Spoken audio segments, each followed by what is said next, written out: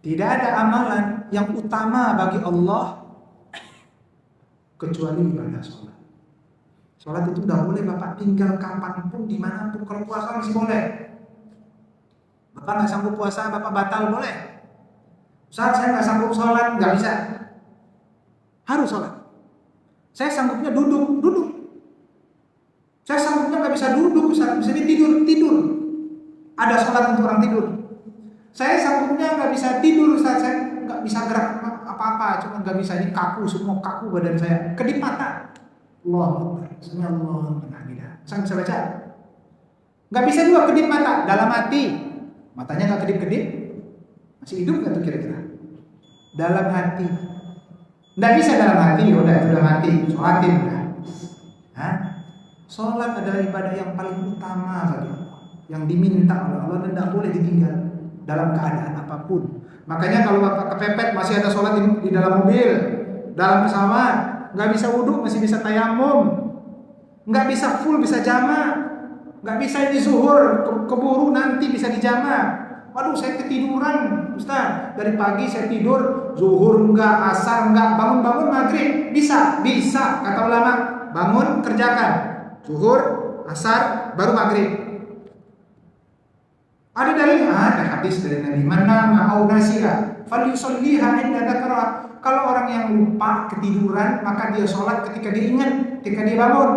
Aduh Ustaz, saya kan dari pagi saya tidur karena capek, tidur jam 10, jam 11, bangun maghrib, berarti zuhur kelewat, asar kelewat, maghrib kan gak ada jamak, itu karena ketiduran. Mana ada jamak antara maghrib dengan asar dengan zuhur karena ketiduran? Kalau safar ada, asar ke maghrib gak ada jamak.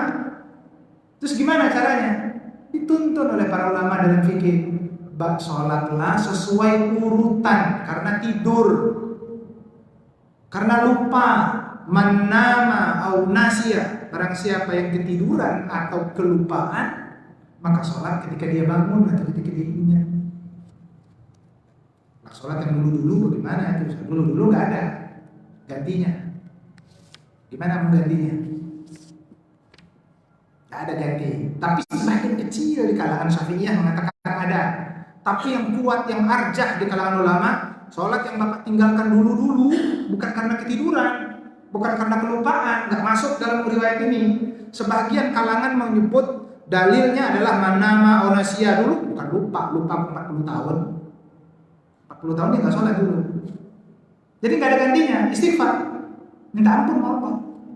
Diampunkan nggak sama Allah? Kalau janji Allah barang siapa yang minta ampun diampun.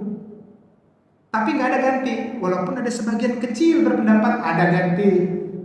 Kaum Khawarij mengatakan ada ganti sholat fardu, nggak ada ganti. Gimana gantinya? Zuhurnya 22, 33, 44. Oleh karena itu kata ulama ini merancukan. Kenapa harus 22? Kenapa nggak sepanjang waktu zuhur ini? Sholat zuhur aja sampai asar, sampai waktu zuhur habis, biar lunas hutangnya cepat yang dulu ditinggal. Banyak problemnya. Oleh karena itu pendapat yang mengatakan ada ganti sholat wajib nggak kuat, lebih lemah. Yang arjah adalah nggak ada ganti untuk sholat. Berdasar hadis diriwayatkan oleh Bukhari dari Aisyah, kunna nahidu fi ahdi Rasulillah sallallahu alaihi wasallam. Kami dulu haid pada masa Rasulullah. Nu'mar bi qada'i shaumi wa la nu'mar bi qada'i shalat. Kami diperintahkan mengganti puasa tapi tidak diperintah mengganti sholat. Hadis rawahu Bukhari. Itu kira-kira yang saya sampaikan.